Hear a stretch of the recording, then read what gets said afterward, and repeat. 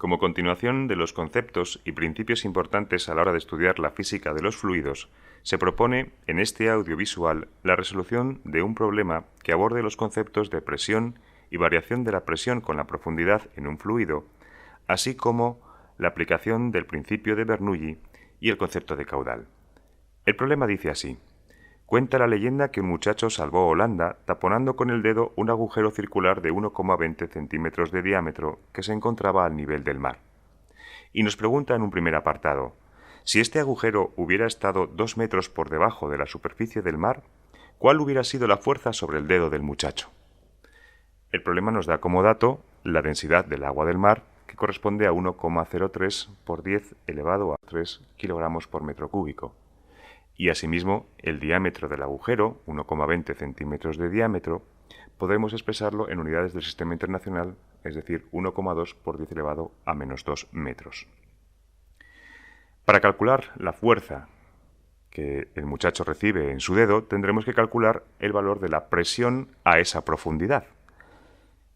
Si suponemos que al nivel del mar la presión es la atmosférica, a los 2 metros de profundidad la presión la podemos calcular sencillamente a partir de la suma de la presión atmosférica más el término de la densidad del agua del mar por la gravedad por la altura, lo que corresponde al peso de toda esa columna del agua del mar.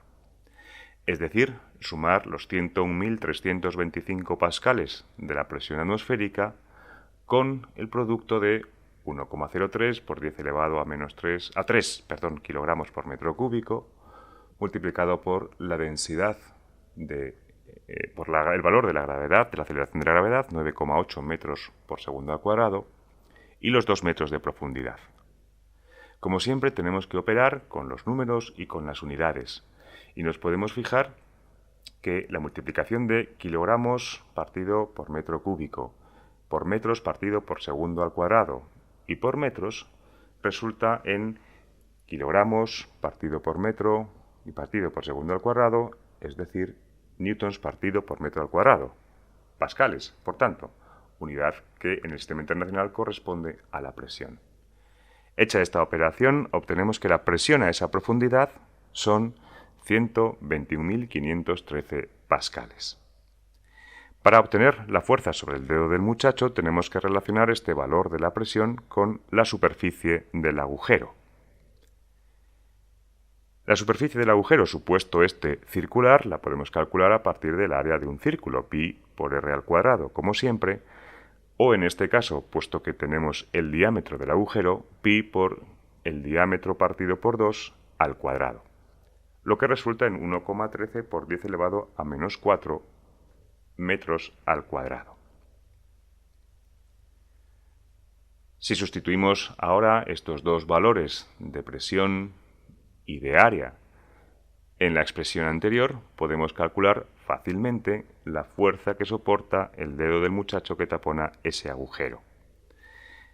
121.513 pascales por 1,13 por 10 elevado a menos 4 metros al cuadrado.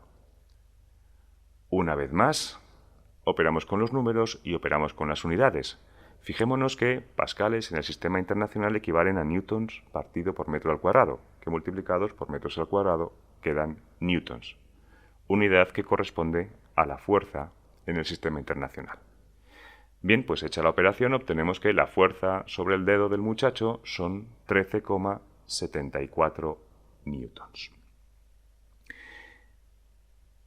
El problema nos pregunta también que si el muchacho retirara su dedo del orificio en estas condiciones, ¿cuánto tardaría en llenarse una extensión de terreno de 5.000 metros cuadrados hasta una altura de 30 centímetros?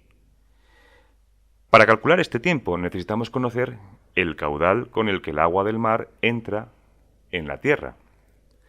Para calcular ese caudal necesitamos conocer la velocidad con la que el agua sale por el orificio. Y para conocer esta velocidad, supuesto que el agua del mar es un fluido ideal, por tanto incompresible y no viscoso y en régimen estacionario, podemos aplicar, decía, el principio de Bernoulli. El principio de Bernoulli nos dice que tanto a la izquierda como a la derecha del orificio, la suma de la presión más la densidad por la gravedad por la altura, término que deriva de la energía potencial, más un medio de la densidad por la velocidad al cuadrado, debe ser igual a ambos lados, a la izquierda y a la derecha, lados que hemos definido como 1 y 2. Pues aplicamos entonces el principio de Bernoulli en estos dos puntos. Fijémonos que en 1 y en 2 la altura del fluido que fluye es la misma, con lo cual los términos que derivan de la energía potencial, la multiplicación de la densidad por la gravedad por la altura, pueden ser suprimidos en ambos lados de la igualdad. Si además suponemos, puesto que el agua del mar tendrá una extensión muchísimo mayor que el diámetro del orificio por donde está circulando, podemos aproximar la velocidad del agua del mar a cero. Es lo mismo que decir que la velocidad del agua del mar en su descenso al evacuarse por el orificio es mucho menor que la velocidad del agua del mar que entra por el orificio del muro. Por tanto, ese término que deriva de la energía cinética en el segundo de los miembros de la igualdad podemos aproximarlo a cero. Y de esta manera reescribir esa ecuación con los términos que tenemos y despejar la velocidad. Esta velocidad será, por tanto, 2 veces por la diferencia de presiones a ambos lados del muro dividido por la densidad y de lo que extraemos la raíz cuadrada. El valor de la presión en 1 es la presión atmosférica porque el orificio está abierto. El valor de la presión en 2 es el que hemos calculado en el apartado anterior, a esa profundidad de 2 metros. Y la densidad del agua del mar es la que también hemos utilizado en el primer apartado. Sustituyendo todos estos valores en esa expresión, podremos calcular la velocidad con la que el agua del mar entra por el orificio. Como siempre, la operación con los números implica la operación con las unidades y en este caso, si convertimos o expresamos los pascales en sus unidades del sistema internacional en newtons partido por metro al cuadrado y lo dividimos por kilogramos partido por metro cúbico, obtenemos que las unidades de esta nueva magnitud dentro de la raíz cuadrada son metros cuadrados partido por segundo al cuadrado. Y lógicamente al extraer la raíz cuadrada nos quedan metros por segundo como corresponde a la velocidad. De esta manera, esa velocidad deberá de ser 6,26 metros por segundo. Conocida la velocidad, podemos conocer inmediatamente el caudal del agua del mar entrando por el orificio, sin más que multiplicar la velocidad anterior por la superficie del orificio. Es decir, 1,13 por 10 elevado a menos 4 metros al cuadrado por los 6,26 metros partido por segundo. Operando, como siempre, con números y unidades, obtenemos que el caudal será de 7,07 por 10 elevado a menos 4 metros cúbicos por segundo.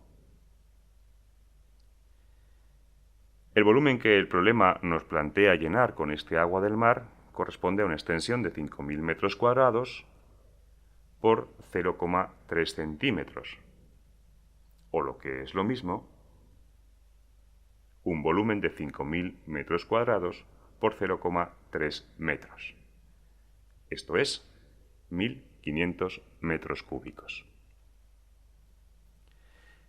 El tiempo que tardará en llenarse, por tanto, este volumen lo podemos obtener fácilmente de la relación entre dicho volumen y el caudal, dividiendo el primero por el segundo. Es decir, 1.500 metros cúbicos entre el caudal calculado anteriormente, 7,07 por 10 elevado a menos 4 metros cúbicos por segundo.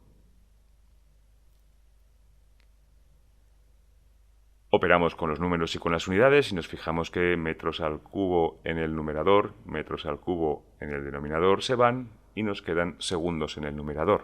Lógico, porque estamos calculando un tiempo.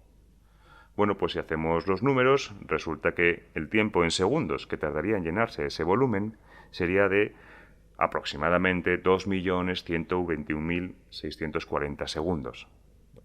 De forma que lo podamos reconocer si convertimos esos segundos en días nos resultan 24,56 días. Un poquito más de 24 días y medio.